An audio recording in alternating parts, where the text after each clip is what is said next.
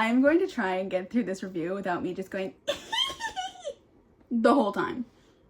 No promises though. Absolutely no promises, because this book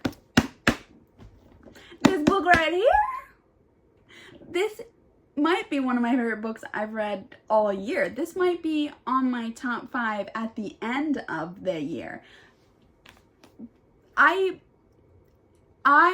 There are words. I actually have a lot of words. I have a lot of things to say on this, but also I don't, because this is A Fate, Fortune, Fire by Hazel McBride. Before I get into it, let me tell you the story about how this book got into my grubby little mitts before it came out. I heard about this book last October or November, and I had it on a little list of books that I was excited for in the coming year. It's something that I do whenever I see a book that I'm excited about. I have like a literal paper list that gets updated as I go of books that I'm excited that are coming out, so I don't lose track of things. And one of the last videos I made on TikTok before my TikTok went bye-bye was books I was excited for, and I was like, this is the one, this be the one. And I did not know it, but the author has been following me, especially on TikTok, for quite a while now, and she fangirled at me, and then I fangirled at her, and then she's like, please let me have my publisher send you a copy. And then they sent it to me, and I make no promises if I'm gonna like it. If I like it, what I'll say, I just say what I want or do what I want. And if I did not want to make a video, there would be no video. I only make videos when I actually want to make videos. I only make content when I want to make content. I'm actually a terrible content creator because I just only do it when I want to. When I feel the mood strike me is when I do it. And if I don't like a book, then I just wouldn't do it. So me making a video, because I want to, because I loved it, because this is the book for me. It cross-spread two of my favorite books, like two things from two of my favorite books. Let me get into it. So, A Fate, Forged Fire is a dragon book, right? Dragon fantasy, written by a Scottish author with like Scottish Gaelic tie-ins to the story, and there is a glossary with a pronunciation guide in the back. Highly recommend looking in if you read the book to kind of glaze it first. I don't think there are any spoilers in it, but you know, tread lightly. Don't blame me if you get spoiled for something. It wasn't my fault. And it's about a queen who has been hiding, finally having the moment to step into power and try and reclaim her throne, which does sound mildly cliche, but I actually think it was done phenomenally well given the history that we get with these two families. So their kingdom has always been a matriarchal society, so it's been women run, and their deityhood, I can't remember what that's called, all female goddesses. And then some years ago, I don't remember, for the one time in my life I did not actually keep notes while I was reading, there was no female heir, and then there was no female dragons, and dragons were dying and no new eggs were being laid, and so kind of like it was dwindling down, and then it was just a lot of male. So male heirs took the throne, and none of the male heirs ever had a female, and then there was a war between two brothers that ended up splitting the clan into two, and one went into exile and one stayed on the throne. She is eventually born into the exile clan, the first female in this line of people. She also has like some of the most amount of like fire magic, so she has been goddess blessed, like all this stuff, and yet she had to stay in hiding because they had to make like the right political moves, because while she is the powerful one and while she does have the right to the throne, the current king who is on the throne is very powerful in his own right, and he has a dragon, and he's also kind of a little bit, and he also married into a family from another kingdom who has been trying to force their horrible, not horrible, I won't say that. You know, if that's your religion, then that's your religion. But trying to force their religion onto other people in very extreme manners. And their religion is very extreme. So this book is about, like, a queen coming into power, but it's also about, like, a fight for religious freedom. And to stay true to your particular religions.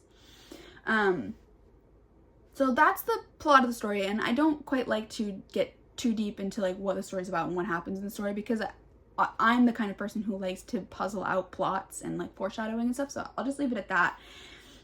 And I don't love doing this, but I have to with this book. I don't like to, like, I do it when I need to, so when I, like, post, something on Instagram or whatever, I do tend to post the romantic quotes because they're the safe, non-spoiler bets when it comes to posting quotes and to getting people to read a book. But this time, again, it's not something I love, I like to do. But the romance in this book?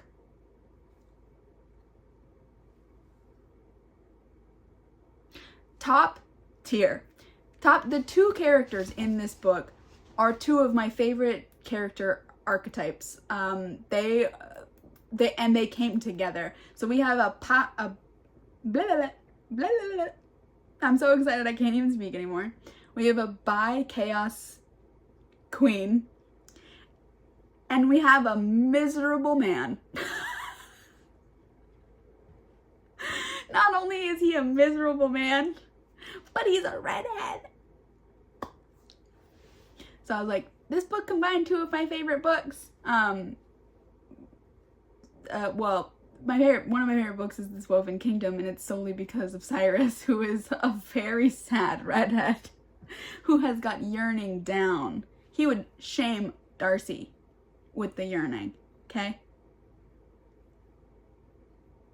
And then the other book, which I'll mention later, because I'll mention later. There's a reason why I'm gonna pause with it. But these two characters, when they come together, it's fantastic. I do not throw this trope around lightly. I think it is thrown around far too much, and it actually annoys me.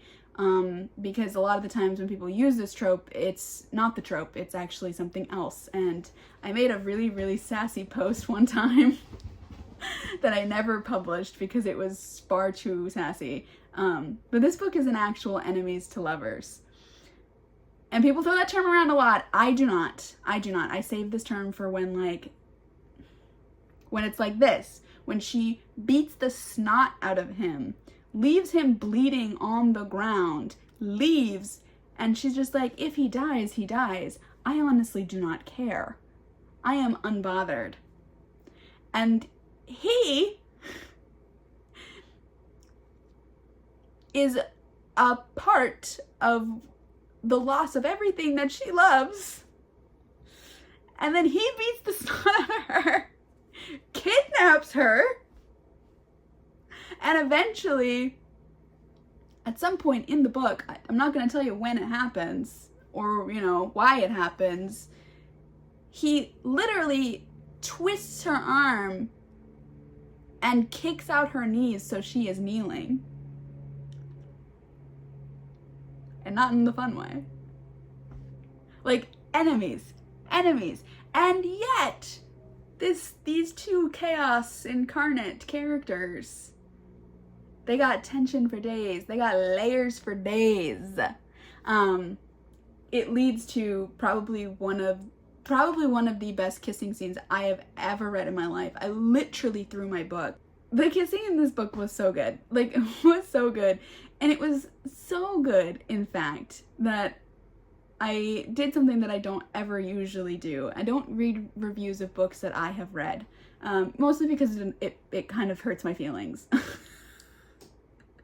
And I take things so personally. But I did, actually, this time. And almost everybody else who felt the same way that I did about this book had something to say about the kissing and the spice in this book. It's not, I wouldn't even say it's, like, explicitly, like, graphic, but there's just something about the tension and the emotion and just the things that happen in their character that was, like, so so good. Like, so good I threw my book across the room. Shrieked like a little girl and tossed it. And I have read things. The things my eyes have seen. And yet that, tossed it right off. Needed it. Because I was just giggling and I was having too much fun. I was like, get this thing away from me. Get it away from me. There's also, like, just the best dagger to the throat scene that I have read in a really long time. And again, it, like, just comes in because of these two characters and, like, the levels of their character archetypes. And, like, whenever they're together, it's just an explosion of red-headed chaos. One of the other things that this book has is a really interesting and complicated father-daughter dynamic that bleeds into sort of the rest of the relationships in the story, or I think is the flagship to the rest of the relationships. And it's kind of like, can you trust? It's like, who in this like situation can this girl trust? And like kind of trial and error throughout the story that I found really interesting and refreshing. And it makes me very, very excited for book 2. I'm not gonna give you my face when it comes to book 2. But I'm just gonna tell you that I am going to be counting down the days, and the book's not even out yet, which is the insane part. So if you are interested, but you're like, I might need a little bit more, tell me vibes, Lillian. Tell me vibes. I will give you vibes. Rhaenyra and Daemon Targaryen, but like not gross. Especially the Daemon part, like a slightly psychotic would do anything for what is his possessiveness. He can keep his tongue, but loses his head. That is the vibes. That is the vibes. And then this is the other book that like really like was for me when it comes to the story. But I know that quite a lot of people don't like this book. So when I say that it reminds me of it, it is not necessarily for if you didn't like it, but you liked pieces of it. I highly recommend this book. If you loved it, I also highly recommend this book. And if you finish this book and you haven't read this book, then I highly recommend it. Like it goes both ways. It goes both ways with it. And that is the Hurricane Wars. There's something very, again, I don't throw around the term enemies to lovers lightly at all. I actually try to hardly use it. I'll always say like reluctant allies, or I thought you were my enemy, but it turns out I actually need you, blah, blah, blah, blah, blah, blah. It's not an enemies to lovers, in my opinion, if they are no longer enemies within 100 pages. And I actually prefer it when even when they're lovers, they are still enemies. That is an enemies to lovers. And there's something about these two books that really hit those enemies to lover trope in spades.